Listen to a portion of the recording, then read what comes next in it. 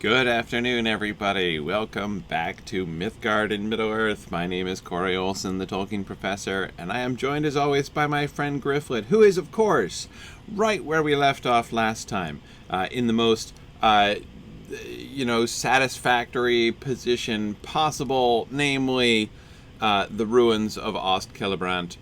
Where all of his previous adventures had ended up and, getting ready to cross the bridge into Rohan proper, that moment that he's been waiting for, and would never, of course, want that moment to be short-circuited by some kind of quest teleport or anything like that. So here we are, having, come full circle in his adventures in the Great River, and now in satisfactory fashion, as he's having one last look over the ruins of Ost-Celebrant here, which look pretty cool. And I'd never really thought about how funky that little thing is right there. That's in particular what Gryfflet was looking at. This, three-ridge little thing here. I mean, there's almost everything else is quite familiar in the sense that we've seen it or things like it in different places, right? We have these golden,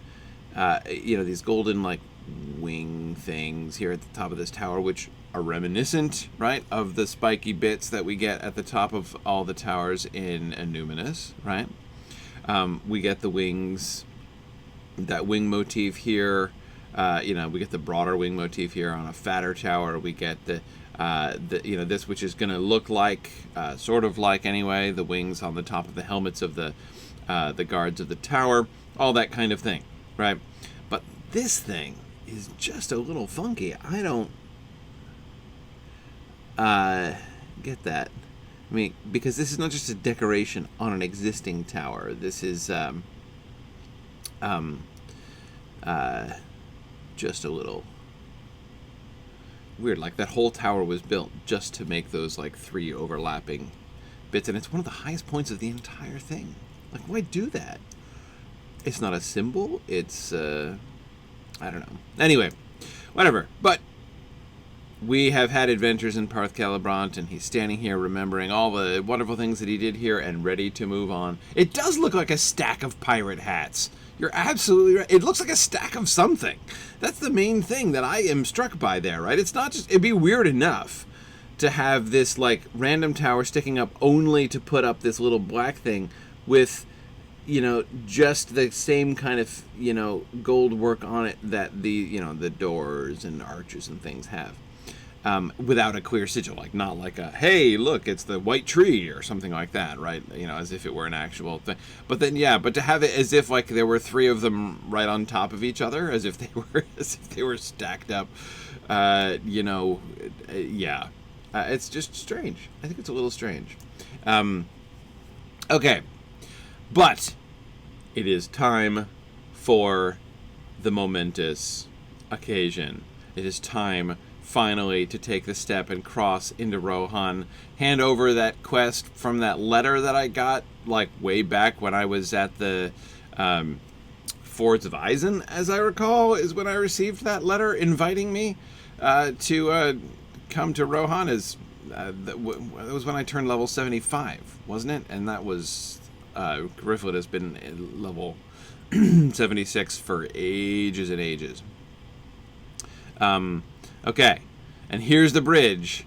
Here's the bridge that I was resisting crossing, because on this side is Rohan, at last. Now, I know I've technically been in Rohan, up on the, the wall, up, down around Parthgalen and the Argonath and everything.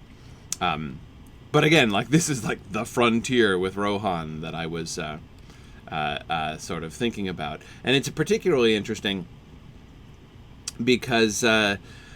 of course, thinking about the Great River, and in particular thinking about Stangard and the way in which, as I think I've said, it's one of my favorite regions as far as their world-building invention, the kind of the development of the story is concerned, because this concept of Stangard, that the Rohirrim would have would A, establish the frontier with the elves in this particular way, and B, have a place like this at all, namely a city to which they sent banished people, even temporarily banished people, as a kind of punishment.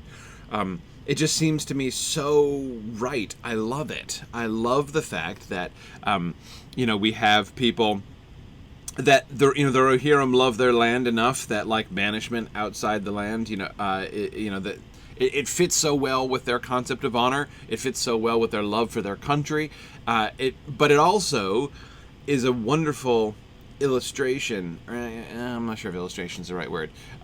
It's a wonderful sort of manifestation of their leeriness of the elves, right? They don't want, and they know they have to guard the frontier in the north here, right? I mean, it's the northern buffer of Rohan, and they distrust the elves, so they're going to want to maintain a guard on this area which borders, the southern border of Lothlorien, but they're not going to want to do it. They're not going to send just anybody to do it. Because anyway, so just the way that it combines all of those things, I think, is brilliant. Okay, so we're gonna come down here. Yeah, JJ is pointing out that the Fellowship must be moving extremely slowly if they haven't destroyed the ring by now. I agree.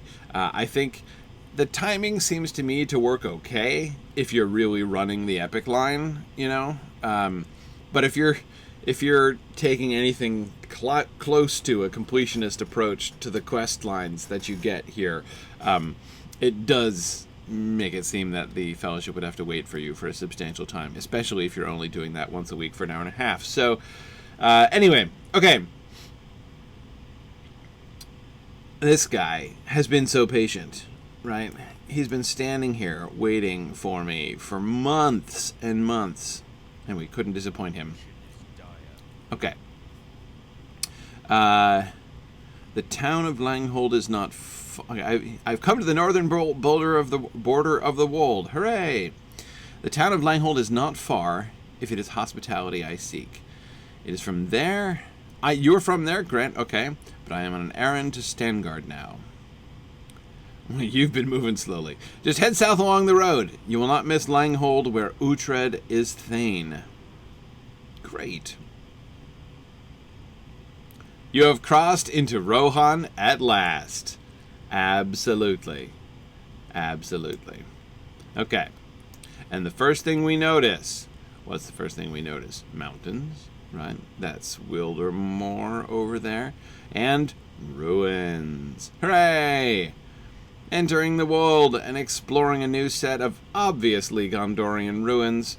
This is clearly like, a matching piece. So they have Ostcelebrant over there, and then a very similar looking set of ruins. Is this just like a tower? What do we have? We got boars over here. Boy, those are ugly boars. My goodness, those are ugly. Okay, all right, relax.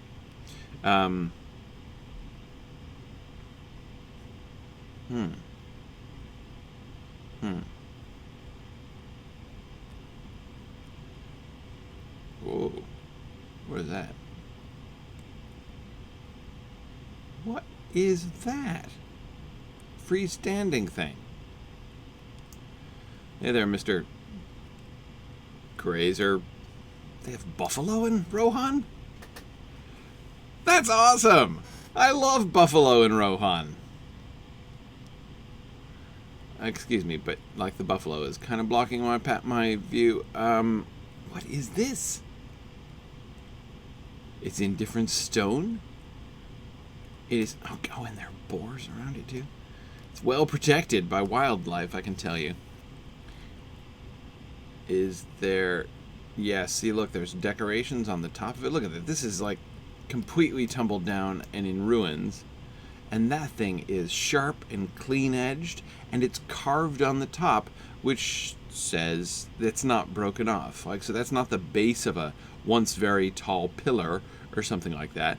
That was meant to have that that was meant to have that top. So that's a completed structure.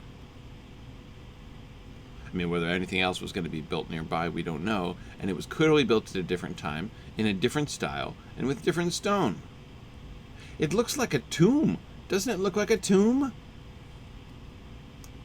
You guys are thinking that that boar was taking offense at being called ugly? Well, I suppose you're right. He was probably a very handsome boar. But, you know. A smaller version of the big ruin, you think? I don't know. I don't see anything else that's really proportioned like it. Huh. Very interesting.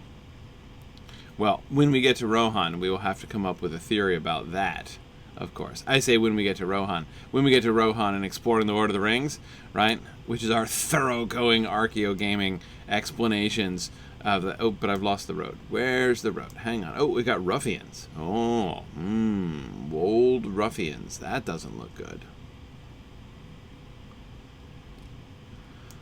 The boars and the buffalo are one thing, but ruffians, that's trouble. And Kraban, of course, should have expected that. Oh, and horses. Hi there, horse. Just hanging.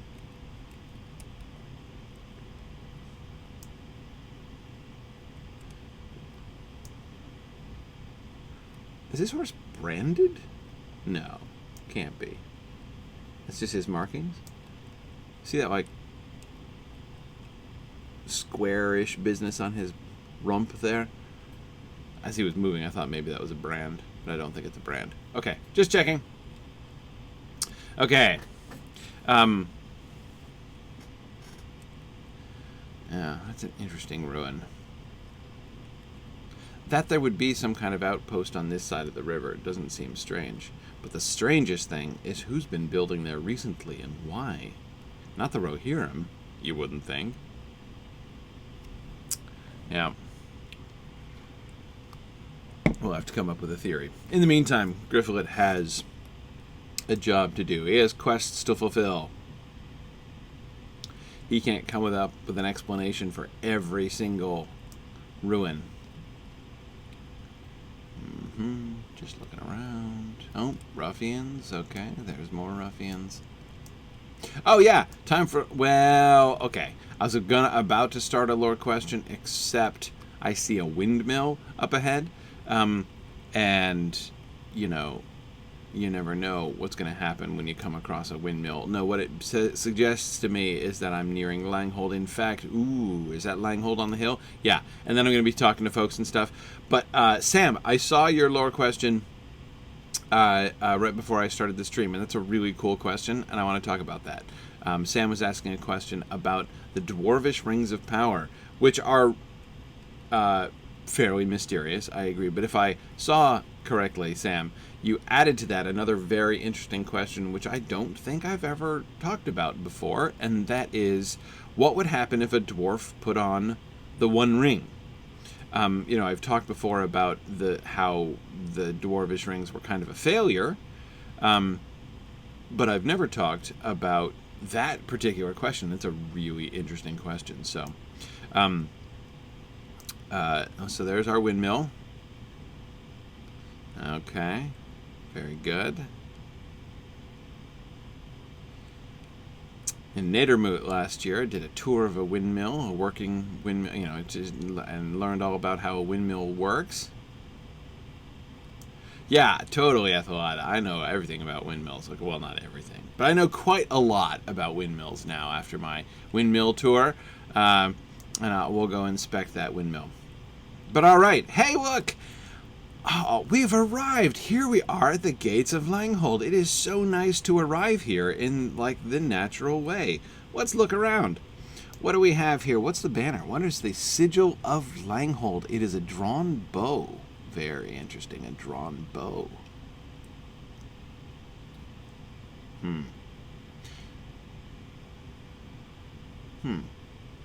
So the Rohirrim employ horsed archers, presumably. I mean, if they have archers, they must have horsed archers, right? And it's interesting that we never actually see those being deployed in battle. It's an example of a kind of battle tactic that Tolkien never discusses, right? He never shows. We know they have archers because it's, of course, mentioned. Legolas talks about it at the Battle of Helm's Deep. They have good archers after their fashion, but we don't ever see them horsed and deployed in battle. And horsed archers can be very devastating. I mean, like, ask anybody in the path of the Mongolian horde, for instance. Anyway, okay. Oh, people are suggesting that we fight the windmill? Nah.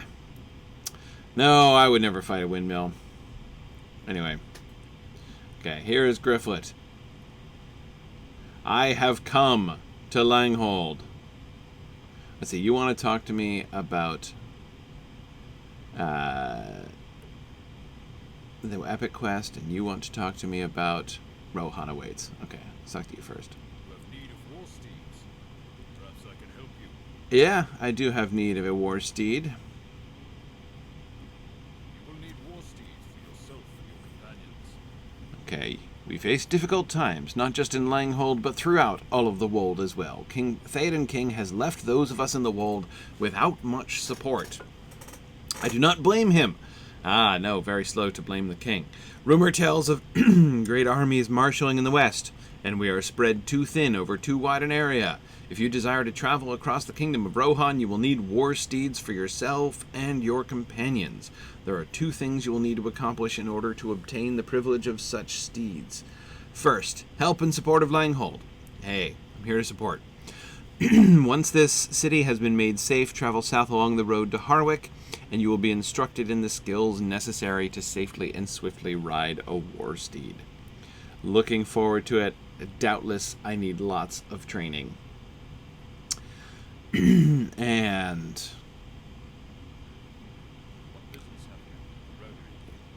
I've come to the gates of Langhold. I want a horse. Maybe I shouldn't lead with that?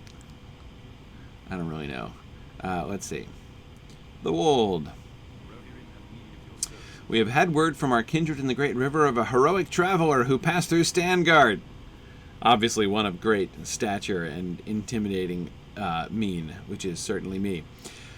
I can see that you are this same hobbit of whom such praise was spoken. Excellent. The Thane of Langhold would receive you in the mead hall without delay. Great! This part of the Wold welcomes guests with open arms, but enemies of the mark beware. It is my duty to warn you thus. Nah, I get it, man. You wouldn't be doing your job if you didn't kind of warn me off a bit there. That's good, but hey, I can ask you questions, too. I like this. I hear rumors of brigands in these parts. Yeah, what about the brigands?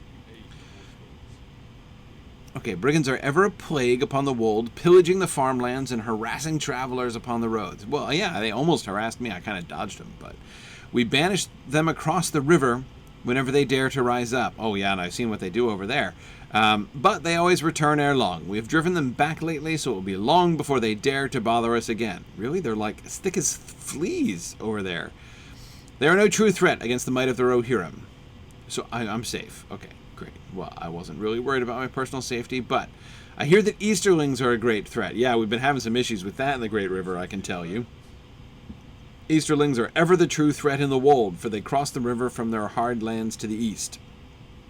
The South Undeep, which I just love, is our most vulnerable point. We have 4 watchtowers to keep our eyes along the river. They are ready to fly to Langhold with a call for reinforcements at a moment's notice, but we send a rider to patrol the towers once a week regardless. Okay, so we have watchtowers to watch out for Easterlings crossing the Undeeps. Okay. Excellent. Yeah, okay. Oh, oops, I'm sorry.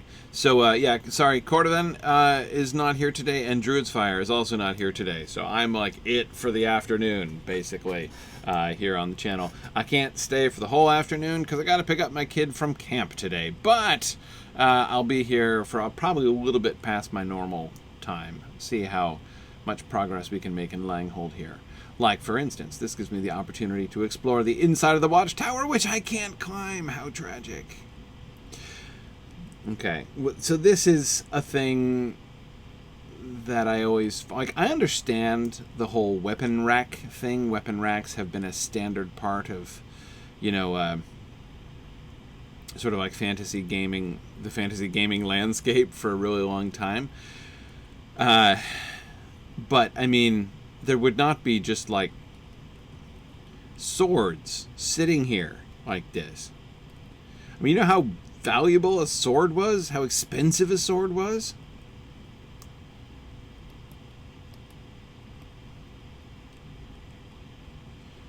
There wouldn't be just spares of these sitting around.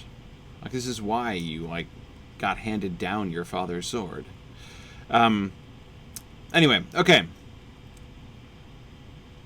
I wish I could climb the little watchtower. But that's okay. Well, that's interesting. Tents? Who lives in tents here?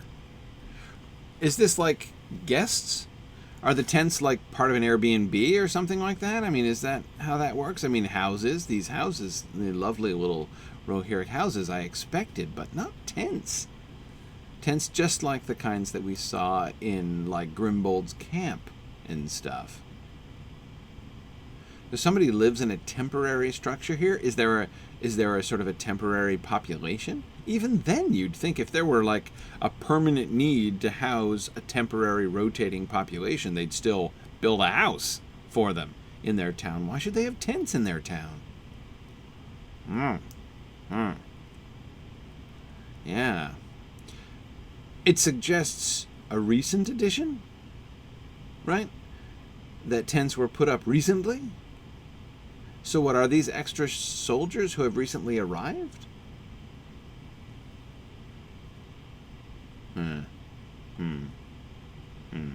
Okay. No, the sigil doesn't really help, because the sigil on the tents is just the horse sigil. So it's like, okay, well, they're, you know, tents from Rohan, or soldiers from Rohan. Well, good, because that's where we are, right? But yeah, no, it's not any more specific than that. Oh, look out, incoming children. Hey, look, I'm taller than the children. That's comforting. Okay. Oh, here's my... Hey, look at this. I tower over these kids. Oh, not that one.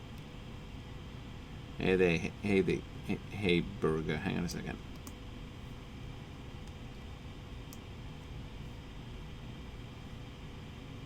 Let's see. Oh, darn it. Stop turning around, Gryfflet. I'm having a really hard time with my camera here.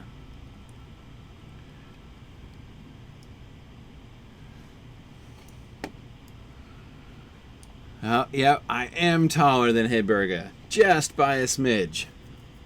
Okay. Yeah, I got like an inch or two. There we go.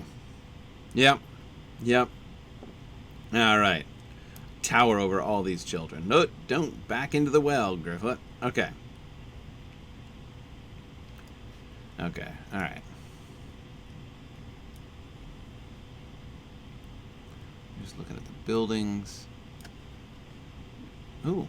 Hey, I can enter the houses. Let's look inside. Oh. Now, sometimes I like to stand out in the yard and stir, too. She must have, like, biceps of steel.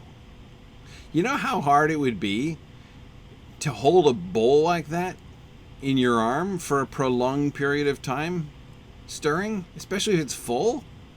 No, it's not very full. But still! Man, your arm would start to burn really soon. I might have to cross that woman. But she could stick a spear right through you. Okay. Anyway. Oh, we're patrolling.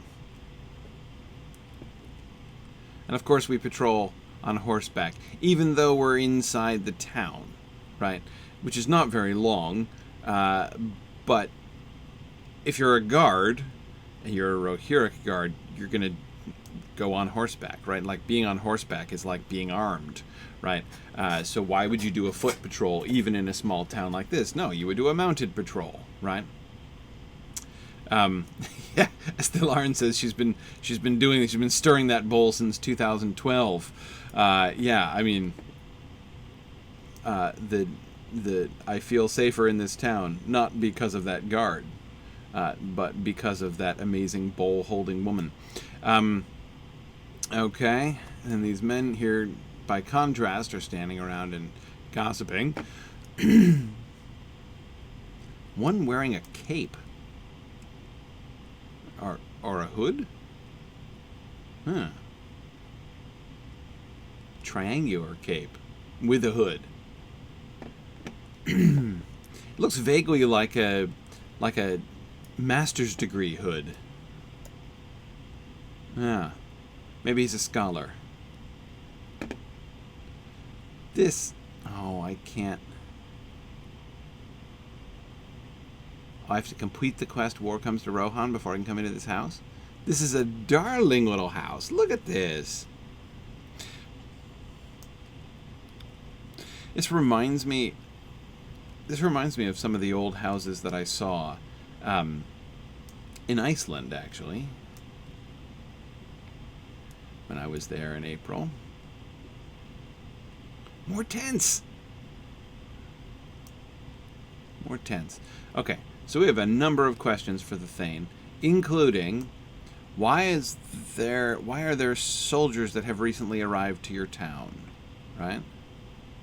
And these guys are guarding, they're standing guard, so they're not mounted because they're guarding a particular spot, and so they're not going to make the horses stand there.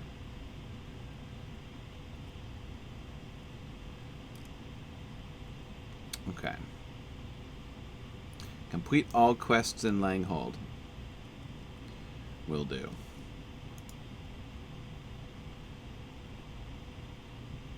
Into the mead hall.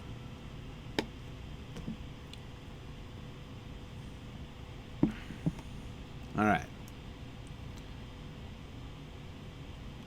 Okay, we've seen this rug before. This green, though, makes it kind of look like I first... Probably my first thought when I enter the mead hall shouldn't be mini golf course, which this kind of looks like a mini golf fairway, with a fire hazard at the end, which is kind of boss, actually. But yeah, I don't think that's what they were actually going for. And that edge, we've seen that edge before. In Stangard, maybe? This design? Anyway. These columns are more ornate than the columns in Stangard. That's intense, the carving here.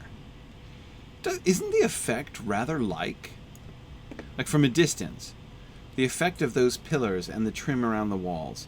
It's all carved wood, but from a distance, doesn't it look rather like the Gondorian stone, like in Ostcelebrant?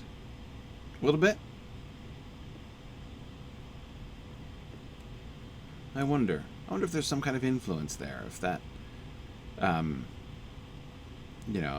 that style is kind of in, like you use that shade of carved wood because it makes your pillars look kind of, gives them that sense of gravitas, right? Like the ancient Gondorian ruins. Just a little theory. Can't blame you for taking after your neighbors. Okay, was she giving him what for? You guys better listen to her. Okay, plenty of mead and ale over there. Interesting that they have separate tables. Does everybody get along here at Stangard? We don't have big tables. We have like these separate picnic tables. Ooh, is that a drinking horn? Yes, it is. It's an enormous drinking horn. And that tankard is bigger than my head. I hope we've got the little tankards. So you come in and it's just like, so how serious are you? Or are those pitchers? That's a pitcher. Okay, it's a pitcher. But still, okay, so we got the little mugs, and we've got the full-size tankards, and then the pitchers look like the, full tankards. You just kind of go at it with that. And then there's this horn.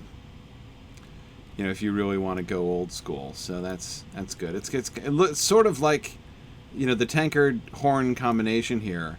It sort of reminds me of like a Chinese restaurant, where they give you a fork and knife, but like you can ask for chopsticks. So like if you want to drink out of an old school horn, it's there, right? But most of them choose tankards because they're easier to put down, right? Okay, yeah. So Ethel, that's my theory about the horn. It's like a cultural thing. If you're really old school or kind of hardcore, and you're like, no.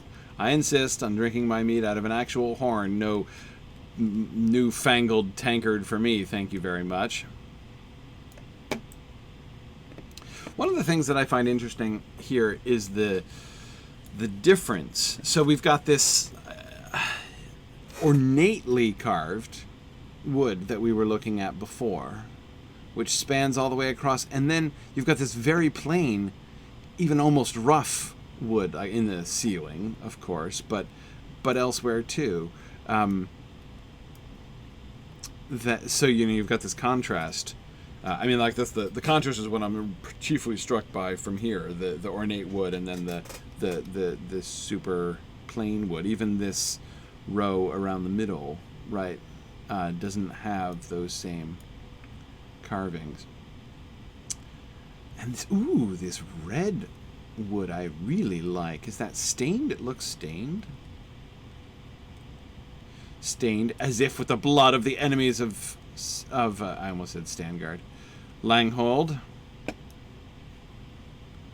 Absolutely. Oh, okay. Decorated by antlers. Which is pretty hardcore, you guys. That you managed to overcome. Is this... Like, did the deer invade once upon a time? I bet they did. They would. And Thane Uhtred looks really cross. Looks super out of sorts. Kind of standing there, or sitting there, all hunched over. Yeah. Thane Uhtred is in. And he's all... Yeah. Oh man, this is a troubled Thane. And is this his wife? Killen? She looks like she looks much more cheerful, right? But like she looks like she is.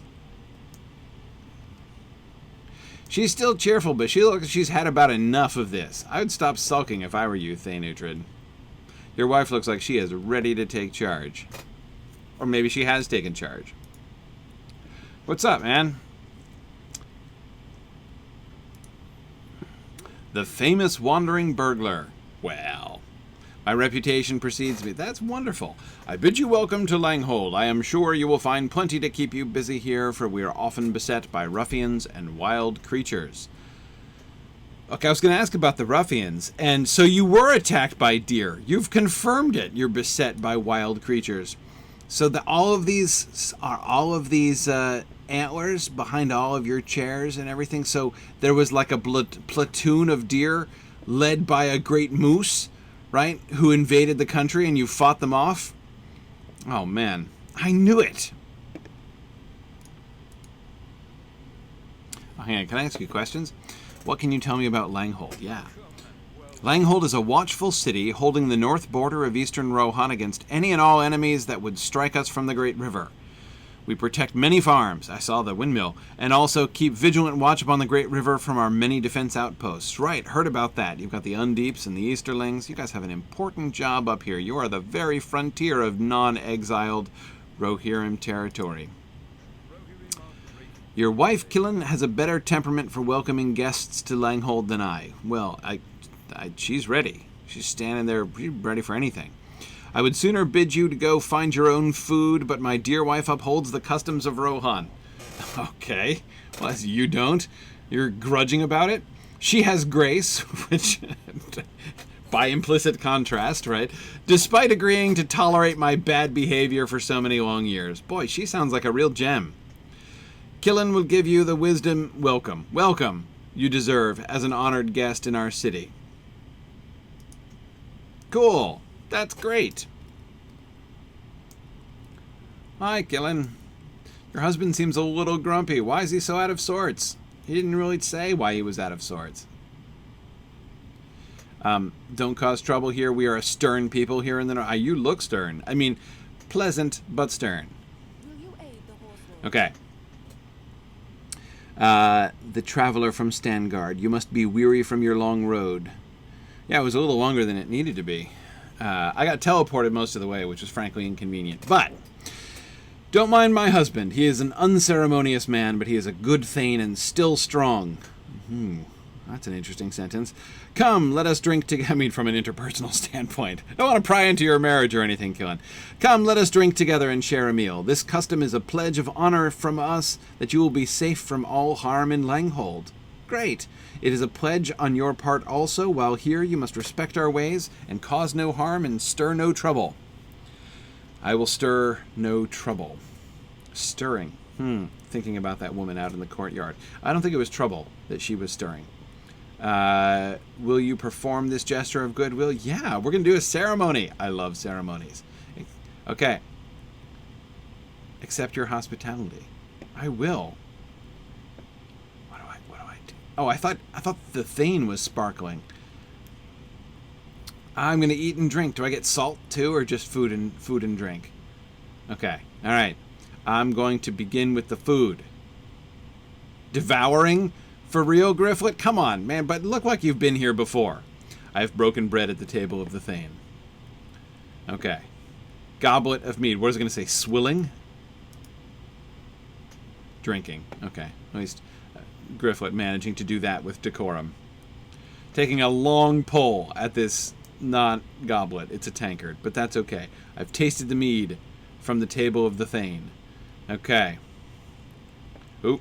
Sorry, I meant to talk to you again. What am I supposed to do? Oh, I'm supposed to bow. Yeah. Nice. Okay. Here we go. I bid you welcome, friend of Langhold. Hey! Look at this! I love ceremonies. I'm part of the family now. Hi, Thane Uhtred. Can I call you Uncle Uhtred? It alliterates and everything. I feel like part of the family. You've welcomed me so heartily. At least your wife has. I have my wife's approval. Excellent. Good. She is a gentle soul, and she loves the old customs. I suppose there is no harm in them, especially if they make our guests behave themselves while they stay here. You're so cranky. I'm free to roam about and do as I please. Great. Don't let me keep you.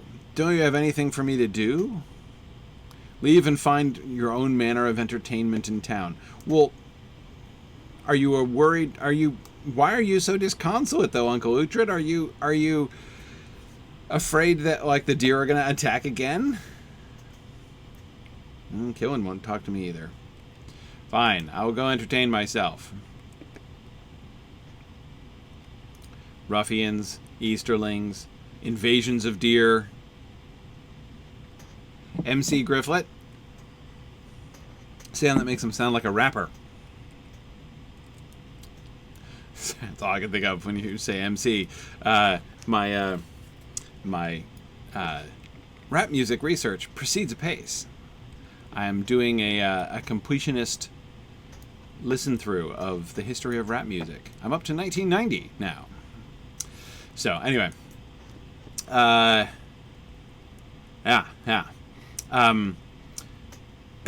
Okay, let's see.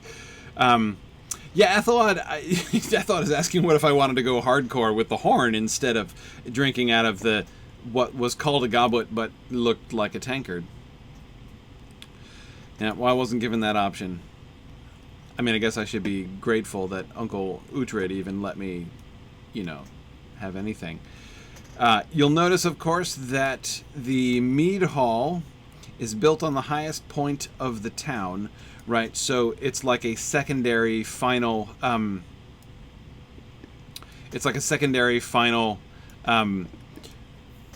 line of defense, right? So I mean, if the town walls were captured and the town is walled all the way around with that wooden palisade, right? If the town were taken, all of the so presumably if the town came under attack, all the women and children would be crowded into the mead hall, which, as we could see, was full of stores anyway, not just booze, but food and everything else. So they would be sent into, all these children would be sent into there while the men defended the town, and then they would fall back and they would defend the mead hall, which is not very defensible from the outside. I mean, it's built up on this platform, but there's a bunch of points of approach, wide points of approach. It's got stone walls, so it would hold for a little while, but it's got windows too, though, like fairly big-ish windows at the ground level, so it's not really an excellent defensive structure. But the overall structure, I would say, like the relationship between the mead hall and the town, right, is like the relationship between the town and the keep in, say like a medieval French town or something like that. Okay.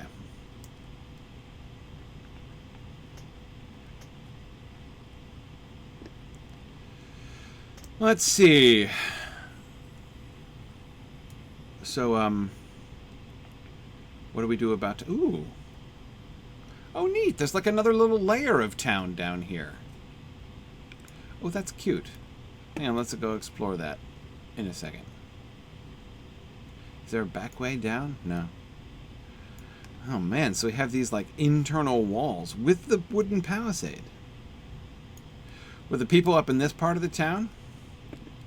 like our friend the stirring lady, is she like worried that the people from the lower part of the town are going to try to invade? Oh, that's a pretty big house down there. Is that a house? Or it can't be a barracks. If it were a barracks, you'd think the soldiers visiting town and erecting tents around would have like gone to live there.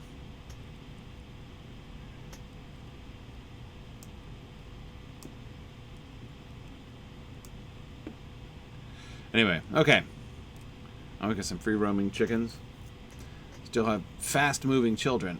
Can I keep up with them? And I'm going to race the boy. Oh, I'm gaining on him. And Gryfflet is behind by another. Oh, the boy won. I was just going to catch up with him, but... yeah, I don't think that... Man, he's fast. Come on. Let's go. I got you.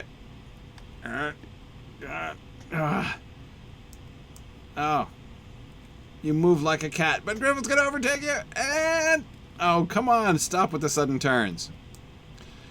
In a straightaway, if he stayed on the track, Gryfflet would totally, but barely edge him out. Barely. Okay. Hey, Kata? Who are you? You're a kid, right? Why are we kneeling? Are you planning something? Ooh, you're looking at the Tyrannosaurus Rex there. I can understand. There's a Tyrannosaurus Rex with spears sticking out of it. That is a bit of a spectacle. Okay.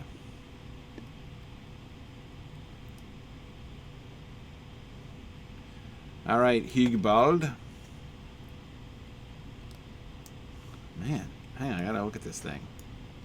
Oh, it's not actually proportioned like a T-Rex. It just kind of looked like it from that side. Alright, so... you have a little dragon problem around here. Could happen to any town. These aren't like the strategic ally of the deer who invaded, right? I mean, you guys do live perilously close to the deer of the Great River, right? I mean, the deer in that region to the north of you are savage. And if they've formed an alliance with the, like, well, it looks half like a dragon and half like a newt. The newt dragons. I mean, it's an alliance that makes one shudder. Are you going to tell me the same thing about the brigands? Yeah, they're no true threat. Okay, yeah. Alright. You're telling me the same thing. What brings you to these lands? You're a city guardsman, but you're a little busy. Right, with the newt dragon. I get it.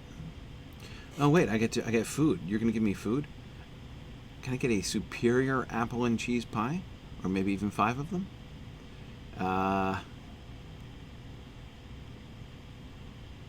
Okay. Yeah, those look great. What do the white puddings do? Ooh. Wow, these are great foods. And then coffee. Out of combat run speed. Ooh. Mmm. What do these pies I have that I always forget to eat do? Oh, these do the same thing as those apple and cheese pies. Let me get the coffee. Oh, I get them all. How about that? Okay. Or alternatively, I'll have the lot. Okay. Tell me more about your troubles. I'm here to help.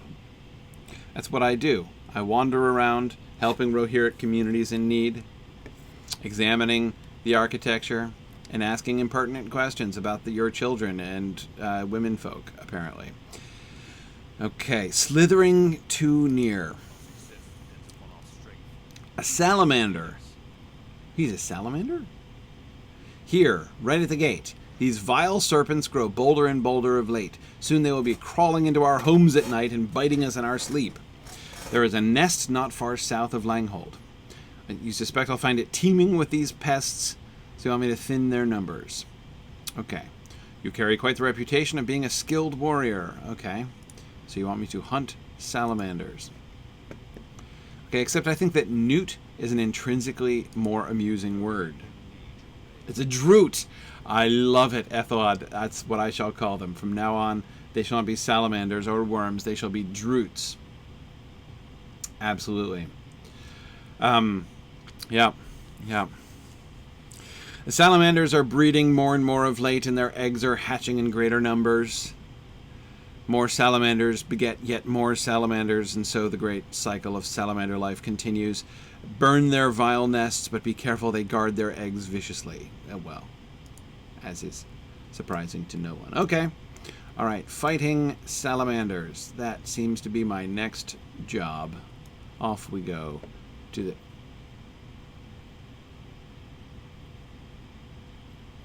Why is that other quest pointing me up there?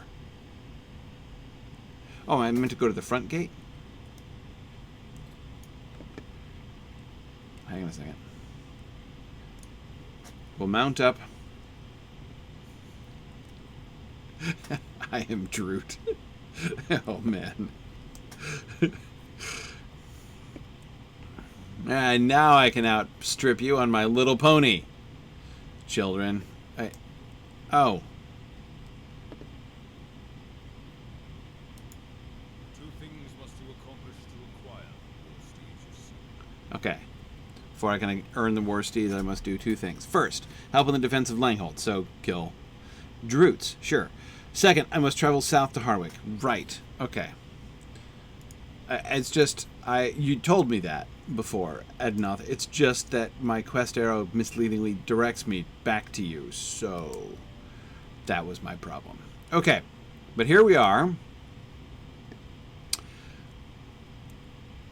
I wish to know more about these ruffians. Surely I can help with the ruffians.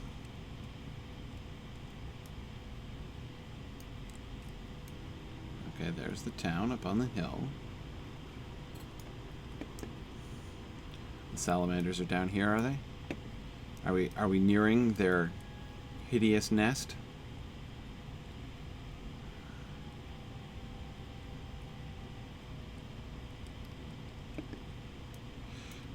Oh, disproportion in sizes has nothing, JJ. Oh, why didn't they mention it was in a cool ruin? Well, I'd have made a beeline straight here if they'd been like, you will find the nest of salamanders in a very intriguing ruin of uncertain provenance down at the bottom of this hill.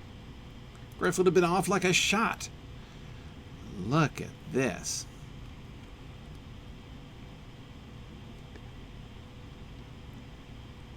Okay. Ruins, tombs, and monuments of the Eastham I'm in on that deed. The Seething Mire. That is a fantastic name. This is great. But this ruin now, it is not a Gondorian ruin, an ancient Gondorian ruin. You can see that from here, right? With that gray stone. It looks nothing like what the Rohirrim build. Fascinating. Somebody at some point was like, okay, this is the lowest point in all of the land hereabouts. It is practically underwater. Let's build a castle here. For real. Should we be looking around for the ruins of, like, the first 3 versions that sank into the swamp and burned down, fell over, then sank into the swamp? Alright. We're burning. Is there an actual salamander there? Hidden under the burning nest? He's very shy. I thought you were supposed to defend your eggs ferociously.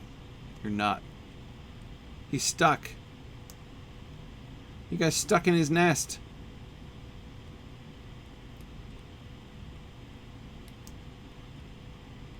Come on, you can do it. I'm trying to save you. Well, I guess then kill you, but... Oh, you can bite me from there, can you? Come on. Come on. Come on. You can make it. You're totally stuck. How did this happen to you? If it weren't for your floaty name and your tail occasionally peeking out the back. Oh yeah, my auto-bestow quest. Venom Tongue. A great fear has come over me. Something terrible lurks here. Oh man, Venom Tongue. Seriously? I mean, it's a slightly cool name, though as a rule, a terrible presence nearby, old, evil, with all its ill will bent upon me. Nice, I love the perception of an evil will that is thinking about me. That's very Tolkien, right? Okay. Anyway, so the whole tongue thing, right? Like, as a rule, I would say, like, you know, should you ever be, you know, like an arch villain seeking an intimidating name with which to scare people, the word tongue doesn't really lend itself to... I mean, like, Worm Tongue is one thing. Like, that's a really good name. Because it's not about just inspiring fear. It's descriptive, right? He has the tongue of a worm, like the tongue of a dragon, meaning he is both sweet-tongued and deceptive and untrustworthy and almost hypnotic, right, in his effect, like Glaurung's tongue. But Venom Tongue, but it's just tongue is not a really fear-inspiring name. Gotta say it. Okay, let's see if we can sneak up on a Drute. Yeah! Oh, you saw me! Well, I still got a little bit of an advantage there. Okay. I'm gonna sneak up on you. And boom! Haha! Oh, that's a little better. 9 grand. Okay.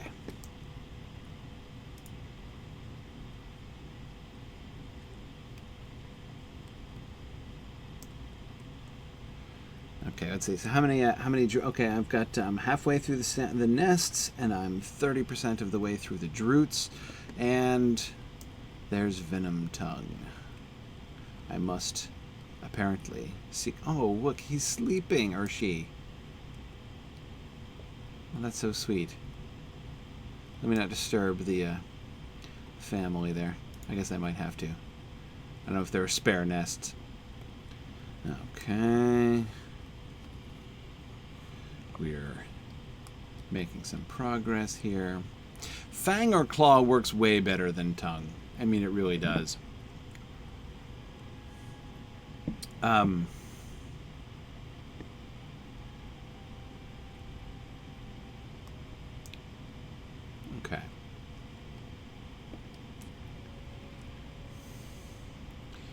Meanwhile, you know what I haven't seen in this ruin anywhere?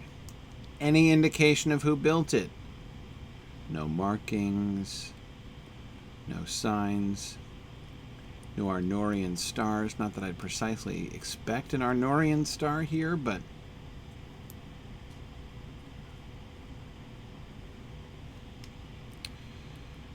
Okay. That was only 4 salamanders? I thought I defeated more salamanders than that. Alright.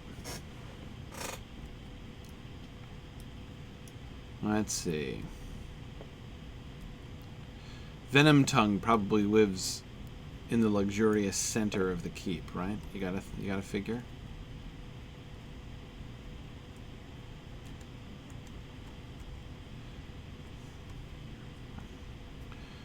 Okay, these guys are white to me.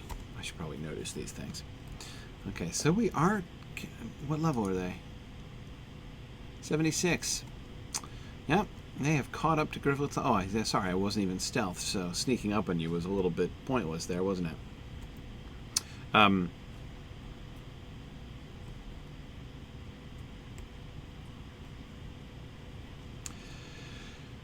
Okay.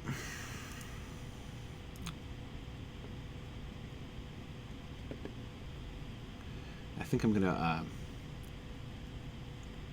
try to remember to eat my food.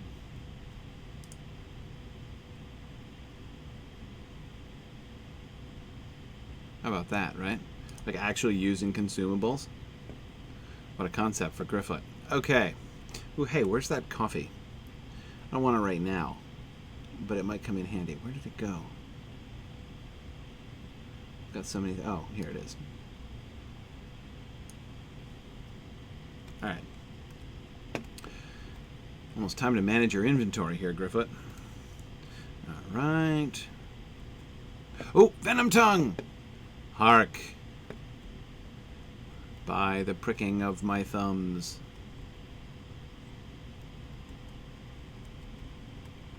I don't want to fight these two and...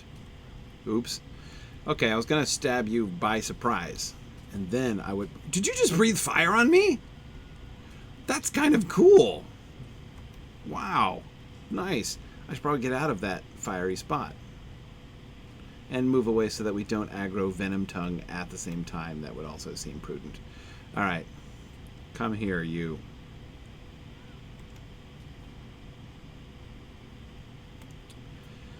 Alright. Great. We defeated both of those salamanders. Hey, I'm gonna use a healing potion because I can. Can I? Where'd they go? No, I don't. My goodness, where are my healing potions at? Hang on. This one's? Sure, that'll work. Alright. Ooh, can I burn this down through the crack? That would be cool. Yes, I can. Through the chink in the wall. It's kind of fun. Alright, Venom Tongue. It is down to you, and it is down to me. Here comes your bane. Sneaking through the water. Boom! Alright, well that trimmed you down a little bit.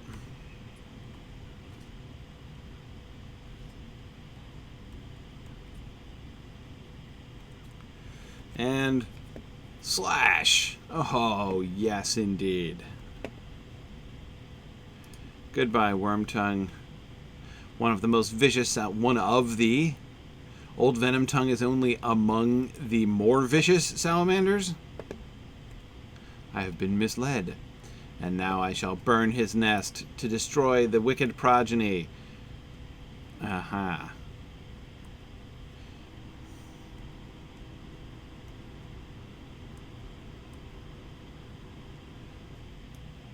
Okay, he respawns quickly. Yeah, I was a little afraid of that. Okay. Oop, still need 2 more salamanders, but that should be easy enough. I hate attacking ones that are sleeping on their nests. Don't go after this guy. There we go. And then one more.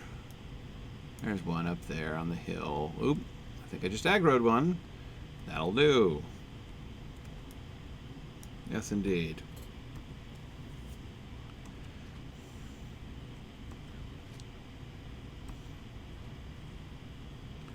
Okay.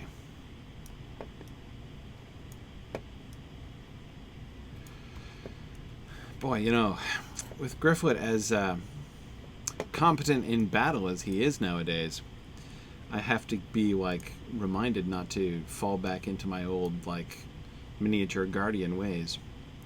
Okay.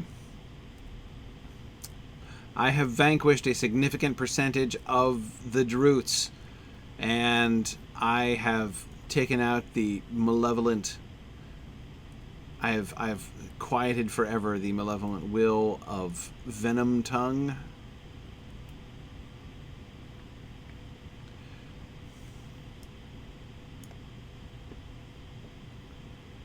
I have not, however, succeeded in following the road back to the town. Where's the... Did I miss the back door? Is it around the other way? Yeah, it must be. Okay, we have the outdoor stable. Oh, yes, I did. There it is. Okay, sorry. Here we are.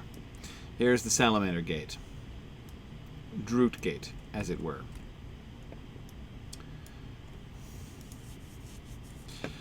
Okay.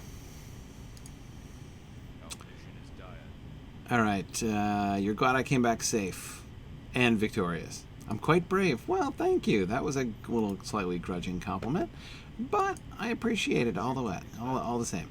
It looks like you have disposed of a great many of their number, and for that you have the gratitude of Langhold. We are always glad for extra hands or swords or bows and the like. I have, yeah, all sorts of resources to offer the town. Oop! Kada wants to talk to me.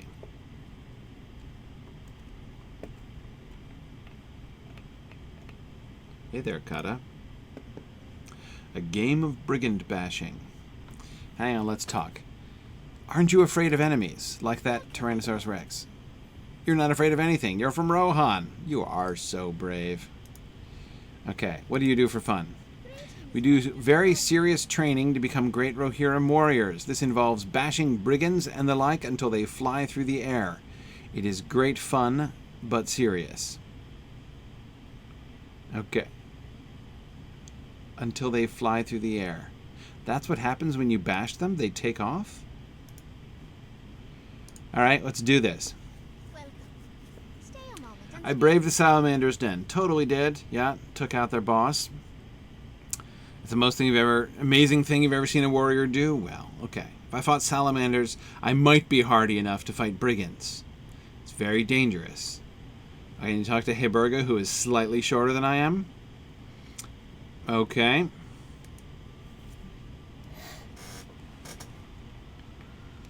There's a fine line between foolishness and bravery. Yes. I will brave the brigand bashing. Okay. Looking for Heberga. Isn't anyone going to send me against actual brigands, though? I mean, no offense to the children, but I might be able to help you with the actual brigands roaming the field. I see you are the boss kid, aren't you? Ah, child of the Thane. Child, you're a girl? I think you must be a girl. Daughter of the Thane. Okay. So, you're the daughter of the Thane? Yes, Heberga, daughter of Uhtred. Someday I will be Thane after my father, and my little brother Utmund will be Thane if I should die. I'm going to be a great warrior like my father. Almost strong enough to wield sword and shield. Excellent. What do you do for fun round here? Very serious training. Oh, I heard about this, yeah. I think Kata's already answered those questions. Okay. You're that stranger, right, yeah.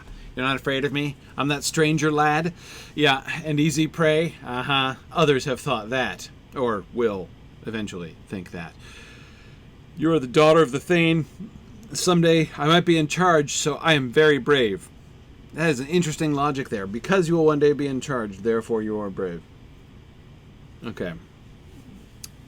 Did I really kill all those salamanders and wander right into their den to burn the nests?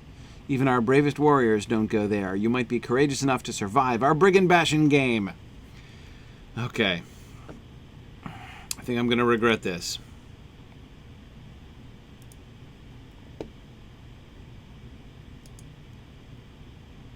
You'll try not to hurt me much? Okay. All right. The fearless children of Langhold have invited you to join them in a game of brigand bashing, in which they reenact the deeds of their fathers and foes. Reenact the deeds of their fathers and foes. Okay. There's Heiberga, Utmund, and the boy and girl. Okay, where are we? We are... Oh, in... Oh, the map is remembering where I... Oh, no, we're outside Langhold. Right, okay. We're outside Langhold. Where's the town? Right there. Okay, so we're at that stable I was just walking around. Okay, all right. So we've taken this outside, have we, Heiberga? The first time I did this, I got so dizzy I had to go lie down. So, we'll see. We'll see what we can do. Salamanders were easy. You kids are not. So, okay. No, well, all right. So Wigan played brigand bashing once, and I barely recovered. This time you get to be the warrior of Rohan, and we're the brigands. You have to catch us, but I bet you're not fast enough. Take this bat. I'm supposed to hit you with a bat? It's a leather bat bound in cloth, so it won't hurt us. Okay. Public service announcement. Hitting children with bats, even if bound in cloth and leather, is a bad idea. I feel that I need to make this clear. Okay, so here's the... All right. Right? All right, Heiberga.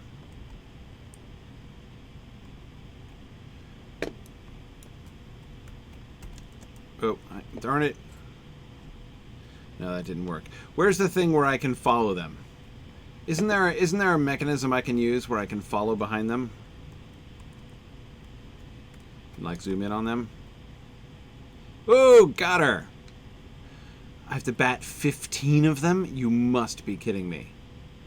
Alright, type follow. Okay, yeah, that's what I'm looking for.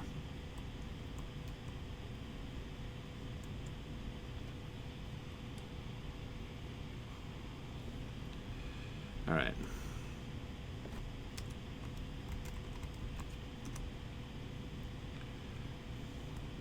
Oops. I undid it.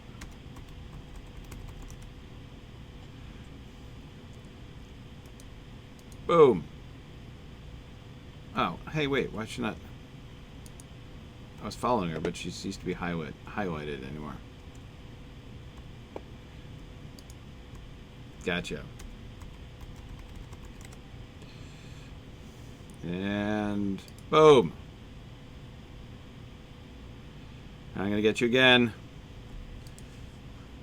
Boom! I've got your number now.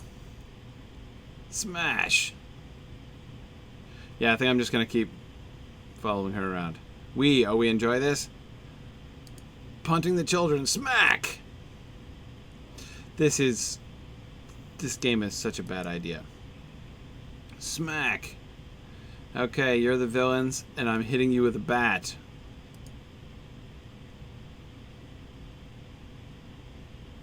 Okay.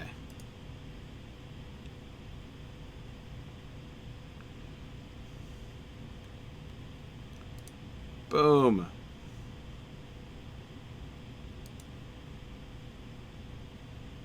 So, when I first did this and got super dizzy, I didn't discover this little technique. And I'm sticking to you like a tick, Heiberga. You cannot escape Gryfflet.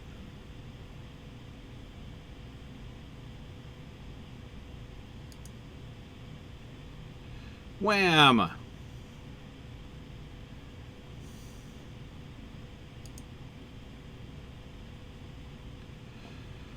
One more time. Wham!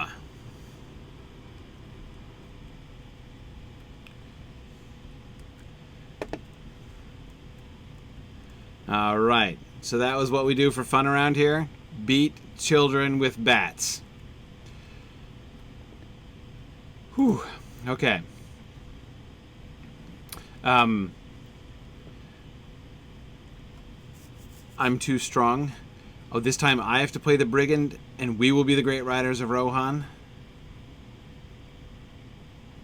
Appease the children by letting them play Rohirrim and beat you into submission. Let the children beat you into submission. Ah! Oh no! Help! They're beating me into submission. Oh dear. It's no good. Uh-oh. A rider approaches. Are you interrupting the serious efforts? Such serious business, yes. There are urgent matters to discuss. Okay, man. Dala. Adults in this town do not waste time with child games, Gryfflet. Man, you should hang out with these kids more. They're fun. They play fun games like hitting each other with bats. Come on. Live a little, man. If you wish to face brigands, it appears a small band of them have returned from exile to harass a local farm. All right, that's what I'm talking about. Thank you, Heiberga. That was super fun.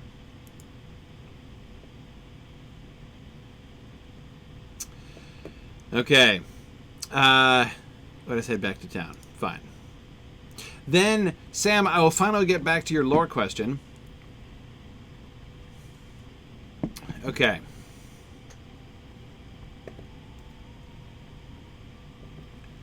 Where's Dala?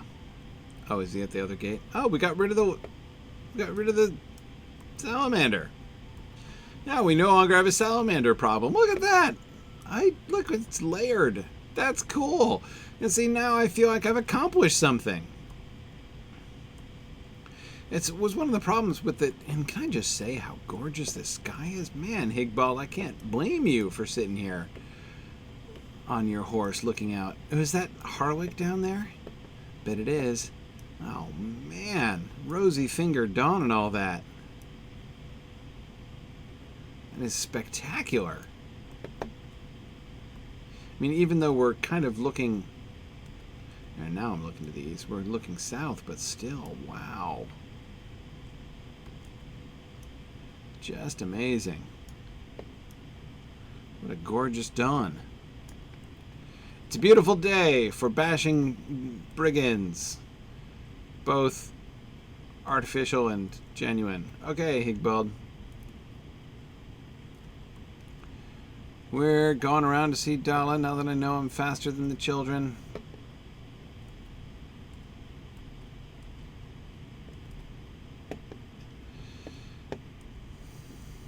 Hey there, hey Burger. Hope you're not sore. Literally or figuratively. Oh, there's Dala. Hey, man.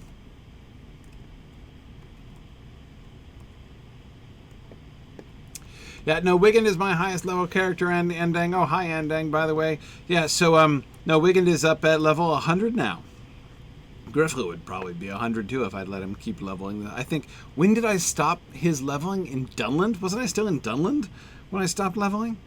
Anyway. Okay, trouble has arisen. I have a hero's reputation. Ooh, let's see, what do I want? A sealed gold setting of morale, please. Okay. An unnerving display of confidence. Tell me. I see that you have some skill at fighting child brigands. Alright, look. Just because you're too stuffy to play with the kids doesn't mean it's not fun. How would you like to try your hand at the real thing? Why play at fighting when there are real enemies to be cowed? Look, did nobody tell you about the Droots? Brigands have raided a farm to the west of here, and the poor farmer has lost everything. If you want to be useful as your reputation bids, you should go and deal with the team of bandits who did this. Okay. No problem. Happy to help. Is this the farm that has been damaged? Their windmill still appears to be in operating order.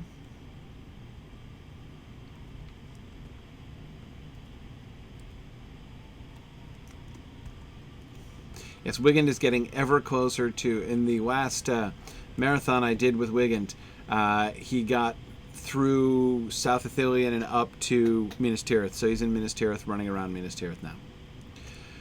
Tunbert. Oh, man. Oh, look, they wrecked your wagon? That's terrible.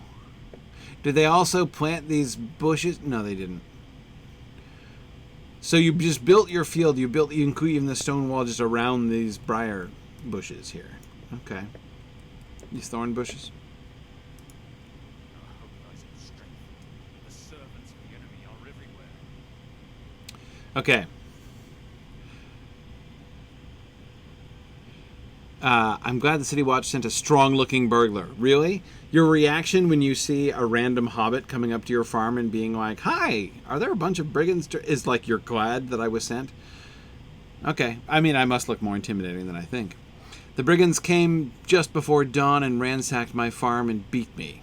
There were only 4, maybe 5 of them that did the dirty work. Brigands would not dare return to the northern wold in any great number so long as Uhtred is Thane.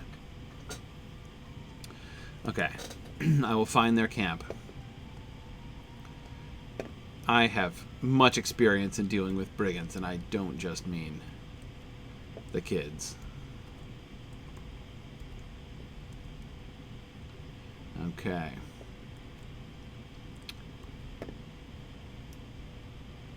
Let's see.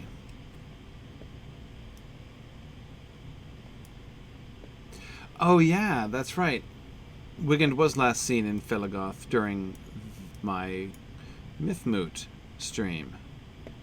Yeah, that's probably where he currently is right now, standing on the hatch that Bilbo dropped through with the barrels. But quest-wise, he's in Minas Tirith.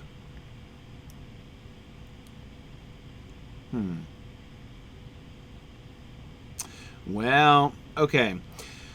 So, I can tell you already one major and very important way in which this windmill is an unsatisfactory windmill compared to the professional Dutch windmills that I saw at Nedermoot last year. It doesn't rotate, right? So if the wind is coming from the wrong direction, they are hosed. No doors? Nah, there's a door right there. You can totally climb up in there. But yes, and like very intricate carving work up there, like bonus points for that. But it does not rotate to be able to catch the wind. The top of windmills, the windmills we were looking at in Rohan do in fact rotate, or in Rohan in the Netherlands do in fact rotate. So this one does not. So that's, but there are like strong prevailing winds here or something. Anyway, okay.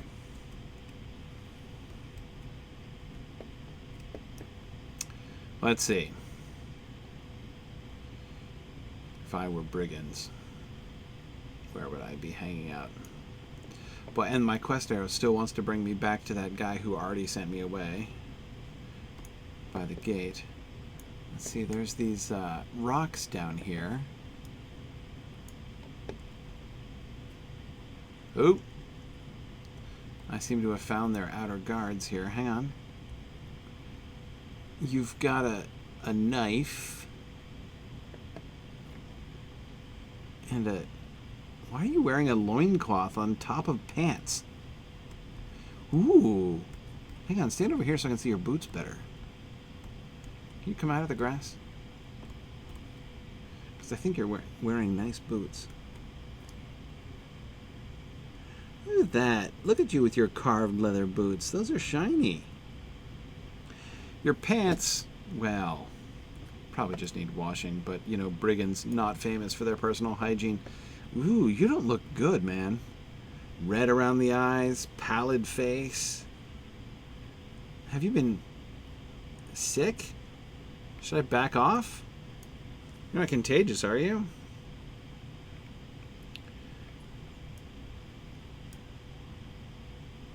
He's a well-coiffed ruffian, however. Appropriately stubbly. Why are you wearing a baldric? You've not got anything on it. Just because you think it makes you look studly? If so, it's a terrible move because you're wearing this tiny, puny little leather strap. You need like a big honkin' belt if you want to really look mean. JJ, I did not in fact wear any wooden shoes while I was in the Netherlands. No, I did not. Ooh, brigand! I got a Slayer deed. Okay. Hey, no worries. No worries. I know my stealth healer isn't here, but you see, Gryfflet is, he's so tough, you know? He just... Okay, oh, I'm seeing a path now. From a distance, I was thinking that these rocks looked like an entry to a brigand camp, and here they are. Okay. Brigands of the Wold. They seem overly confident despite their recent banishment. Find them. Oh, I did find them. Oh, look at this. Okay. A farm near Langhold has been robbed. The brigands are too many and too near for your liking. Collect stolen goods. Much more worrisome than a mere band of robbers. It is more worrisome. They have cows. Oh, no, those are stolen cows. I'm liberating cows. Great. Let's see. Free cows. Collect stolen coins. Collect stolen grain. Defeat brigands. Confront the leader. Look at all these quests I somehow got. I didn't even notice that. Confront the leader of the brigands about the group's aggressive positioning. Okay, so it's like the location of his camp that I'm confronting him about? Okay. All right. Hey there, ladies. Okay. I'm going to attack the ruffian behind you. When I do, you make a break for it. Okay? The signal will be his screams of discomfort. Okay. Execute the plan. Whoa, a more fully bearded... See, this guy looks much healthier. That other dude needs... I don't know if, he needs a little more vitamin C in his diet. Or, I killed him. But I'm just saying, he didn't look well prior to that. You, though, this, like, teal shirt that you've got going on, this is... Come back. Go, cows! Go! Cows. We're supposed to go. Go for it. Freeing cow... What? Just trying to encourage her to move. Oh, there she goes. Oh, we moved her into action. Okay. Go, cow. Getting cows to move is non-trivial, man. Okay. All right, look, they're making a burst for freedom. Cows can move a good deal faster than that. When they get up ahead of steam, you know. All right. Okay, you go, and then I'll attack the brigand. He's going to try to catch you, and then he will be surprised to find me. Or he'll try to attack me. Darn it. Look, I was freeing the cow, right? I was trying to have this pleasant conversation with this nice cow. Ooh, my goodness, their beards get longer every one I fight.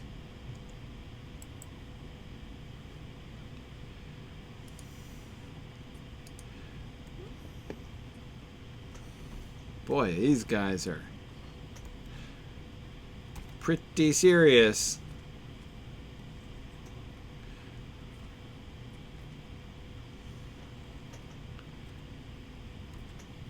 All right, fine. Oh, those other cows came back. Oh, I'm collecting coins and things from them. That's convenient. What was I collecting? Just the coins? Oh, and defeating brigands. Sure, right. Naturally. Okay, oh, there's the stolen grain. All right, the continuing infiltration of the camp. This is a nice little hollow. I don't really have any questions about their positioning in the sense that it's pretty obvious why they've chosen this. Oh, look at that. Death comes swiftly from behind. Hey, get back here, man. Oh, yeah, nailed him with my ranged weapon. Excuse me, sorry. Oh.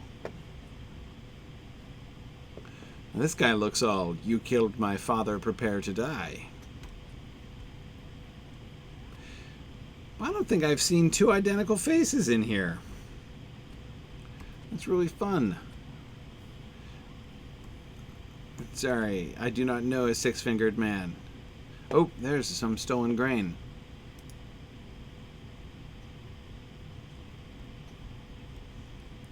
See, Sam, I would spend more time picking pockets if I could pick stolen coins from their pockets. If I could accomplish quest goals by picking pockets, I'd be doing it constantly.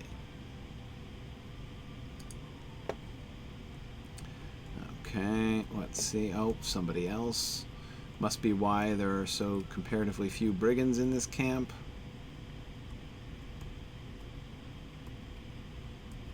Yeah, Langhold is like right there. Surely they can see these brigands from the gates, right? Oh, it's Eastmund. Eastmund's lair. I see more grain over there.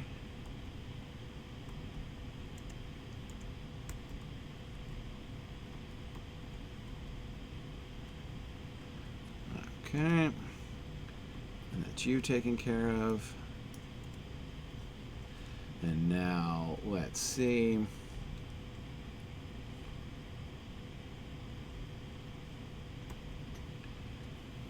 Oh, man. You turned around just as I was about to stab you in the back.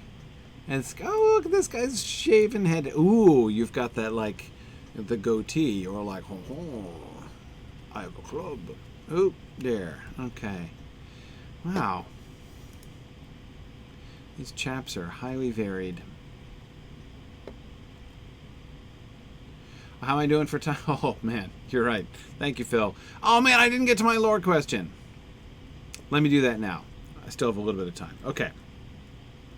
I've been so wrapped up with brigands and all of the excitement here in Langhold, I forgot to get back to Sam's excellent lore question, which was concerning dwarves and rings of power. So, as far as, like, exactly what the dwarvish rings of power, I don't really know. That is to say, we know in general what they do. We know that they enable the dwarves to acquire treasure.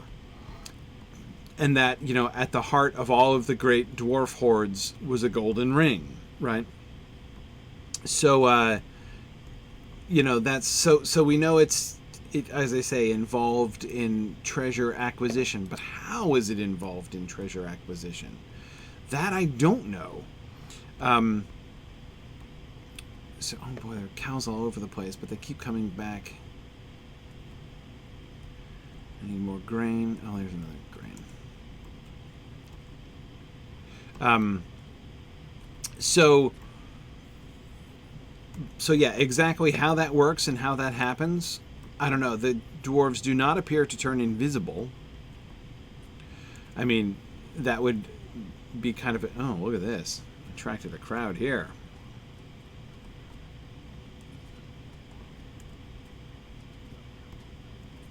Yeah, I can come over here. Yeah. All right. Let's do this, guys. Hey. This is fun.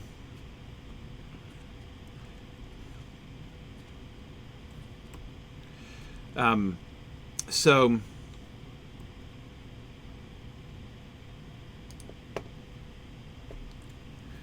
okay. Dwarves. We know that the dwarf rings don't make you invisible, and the way that we know that is that, like, dwarf kings were wearing them for long periods of time without anyone really noticing, right? Which is kind of hard if, you know, everyone's like, has anybody seen the king, right? You know, so, like, it's invisibility, not really keen. But we know, so what they resisted was the domination of the rings. Okay, so they were not wraithified. This was not those rings were in that sense a failure. So we know that Sauron essentially put a recall order on the dwarvish rings because they failed of their purpose. They seemed, in fact, to be an inconvenient kind of net gain for the dwarves. That was, Sauron did not approve. So he recalled the dwarvish rings. Again, like what their actual power was. Like, was it a treasure detector? Was it a treasure obtainer in some way? I'm not really sure. Okay, I've collected stolen goods, and I just got to go confront Eastmund, apparently is his name. Probably lives in that cliff, that cave in the cliffside. Exactly, Pine Leaf. It's a little unusual. We're recalling the item because it's performing the function that was advertised. It's exactly the situation, right? Yes. I'm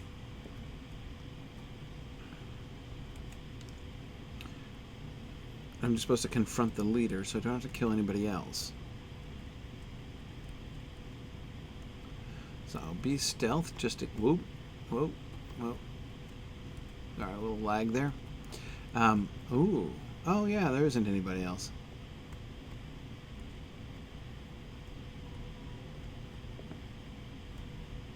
Okay, hang on, let me look at this guy.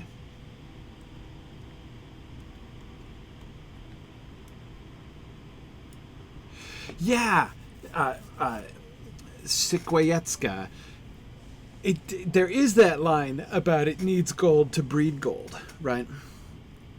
So what does that mean? Like, as far as the actual functioning of the ring is concerned, I really don't know.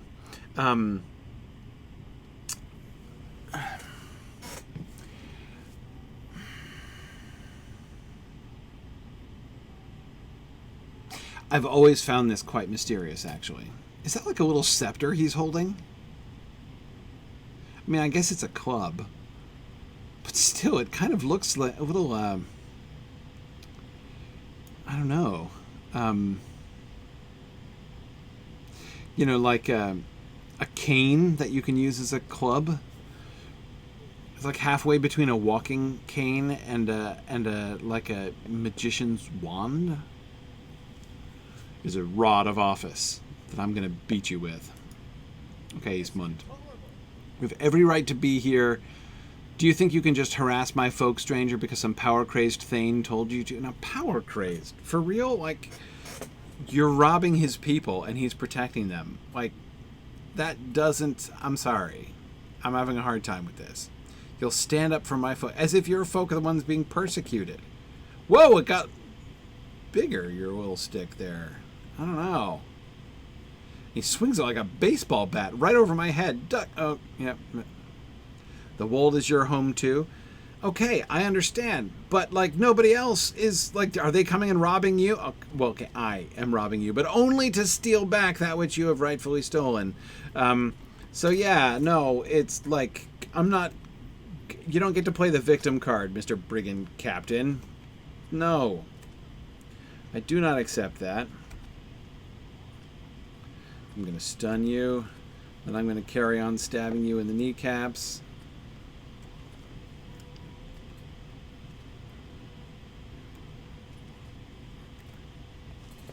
He's yielded. Deliver a message to the Thane. Did you just applaud me? Did you do some sarcastic applause? We wish to have our grievances heard. Okay, let's read these. I'm going to read this. Okay, let's see. To the Thane of Langhold. The free men of the Wold have a message for you. Run. Abandon your city. You have been duly warned. We were exiled unjustly by your decree, but we will abide your ruling no longer. The free men of the Wold will not heed any Thane, Reeve, or King. You have been warned. Ha! Okay.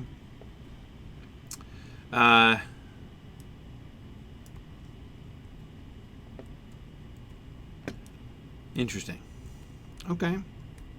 Were they banished unjustly? I mean, again, it's hard for them to be like, we're harassing and beating the local farmers, but how dare you, like, object to that? Seems really weird. Anyway, okay, so, but back to the dwarf rings. As I say, I really don't have any idea what the actual power of the dwarf ring is. Like, so when you're wearing a dwarf ring, what happens? If it does need gold to breed gold, it does sound very mercantilist. Like, what, it enables you to get really good deals or something? Like, is the dwarvish ring, does it give you the power to oh yeah, sorry, went out the wrong way. I mean, does it enable you to strike a really good bargain? I don't know. If it's not a treasure finder, it can't be a treasure maker. I'm really not sure what is the actual material and power. Like, again, what is the thing that actually happens when you put on the Ring of Power? Now, we know that the power of the rings, it doesn't have to be super direct, right? I mean, it's not like it, you know, like this one enables you to shoot lightning bolts out of your eyes or something like that. We know that they have more, all of them have more subtle powers than that. The way that the three rings can be used to, like, preserved things unstained, right? We see the power of the three rings being wielded for certain in Lothlorien and Rivendell, right? So it's very general, right? That's a lot to say. Eastman's message is, now we see the violence inherent in the system. Absolutely. Okay, so it sort of seems more like that. If I had to characterize it, thinking about the dwarf rings in likeness to the elf rings, right? What both of them do, the elf rings and the dwarf rings, is enable their wielders to make the place where they are after their own desires and wills, right? To sort of, you know, so just as the elves want to create their little elf bubbles, right? Lothlorien and Rivendell being two sort of elf bubbles in Middle-earth, right?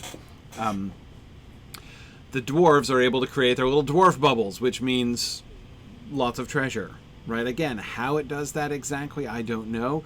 I would think it has to be... I never really thought of this before. Sam, this is such a wonderful question. Would you think that the... yeah, Phil, Sauron did make the seven. Yes, he did. Or at least advised in the making of the seven. Sauron was definitely involved. The only ones that he did not touch, the only ones he did not involve in making were the three. So here is a theory. The power, all of the rings of power, the powering question, why they're called rings of power, all of them involve the power over the wills of others. Theory. Right? We know this to be true of the One Ring. It could be true of the three as well. Now, those seem to act more directly on Middle-earth too, but I'm not sure. Part of the effect of Lothlorien, part of the sort of elvish bubbleness, right, of Lothlorien, is what happens to you when you come in. How you, the visitor, are influenced by it. The way they lose track of time, right? The sort of time dilation effect, that sense that you have of coming into, this other world, right? This fairy other world when you enter Lothlorien. This whole Think about Rivendell, right? Evil things do not come into this valley, right? Okay. Because they won't, they can't, right? It's perhaps a little bit simplistic to say that's a power over the will of others, but again, I'm not sure. Perhaps it is. Perhaps that is a fair way to describe it. I don't know. And of course, for the men, the 9, they wanted power and they wanted immortality, right? Both of which were granted to them. So they were given their rings. What would the 9 have done? Like back in the day, right? When they were first given to the human kings to whom they were given. Their power would have been increased. Their influence over others would have been increased. Yeah. So the will of the dwarves is set on treasure, but it's not like the ring has necessarily a specific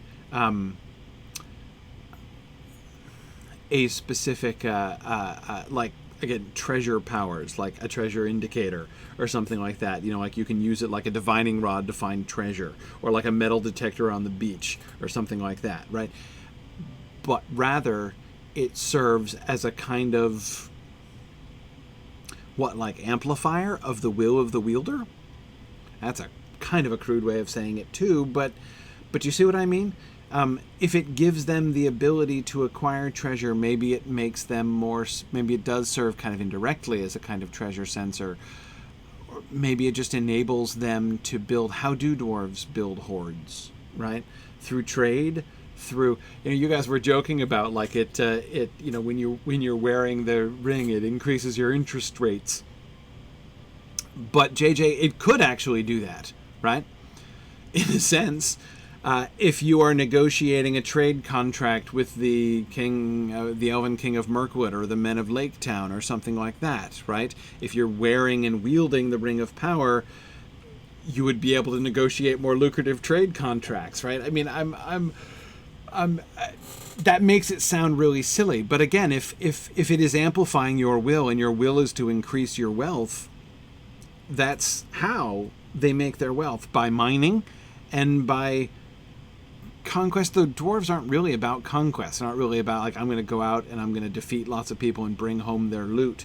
Like, they don't really loot things. They mine things and they trade. That's yeah.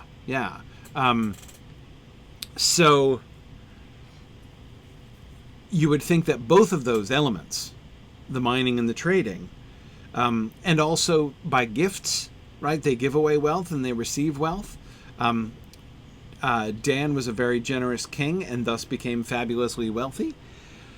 So the relationships that you have with others, like those to whom you give gifts and things, right? That's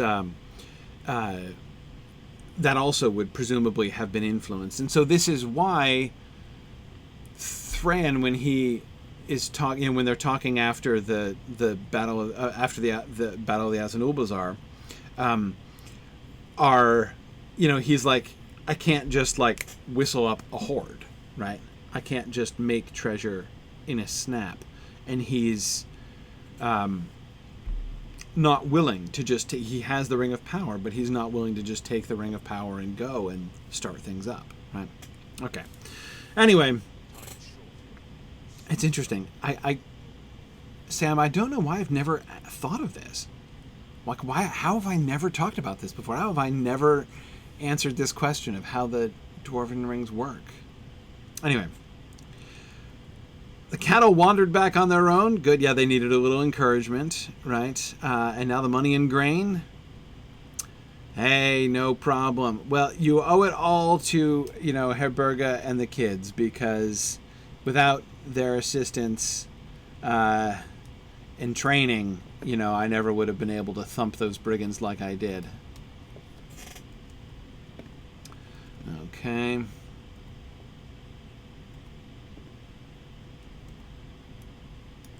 Ooh, the symbolic meaning of doors. Yeah, I have some things I could say about that.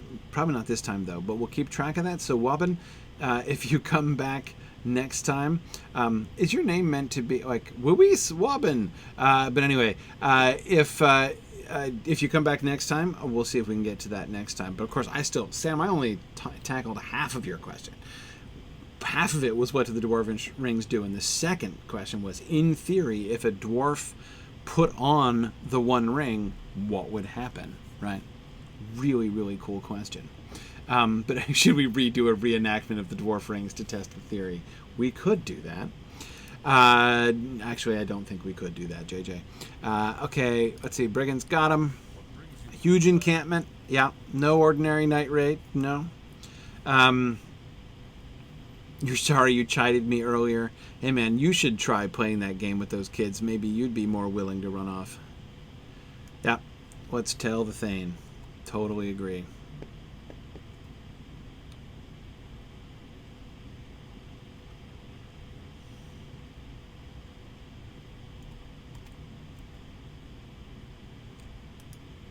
So I'm not trying to ride down the children. Having beaten them with bats, I'm gonna... Okay. All right. I think, though, I am gonna end here. So, Sam, remind me to come back to the second half of your question next time, because it's a really good one. And Wobbin will try to talk about doors as well next time. That's a really intriguing question, the symbolic significance of doors. All right.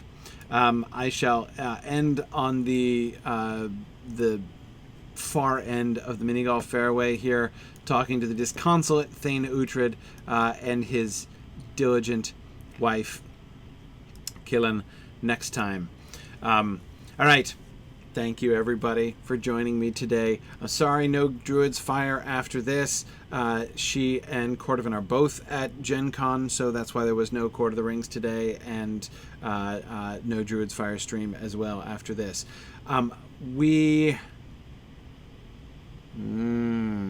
Yes, I will be here next week. I'm going away after that. I'm going to be driving through the wilds of Canada the week after that, but next week I will be here.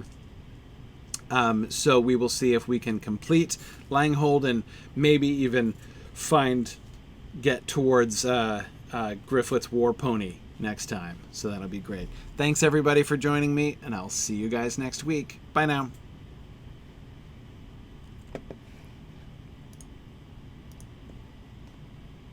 Thanks for joining in on my rambles around Standing Stone's brilliant digital adaptation of Tolkien's world. If you enjoy these adventures, please consider supporting this and other entertaining educational programming by donating at signumuniversity.org/fund.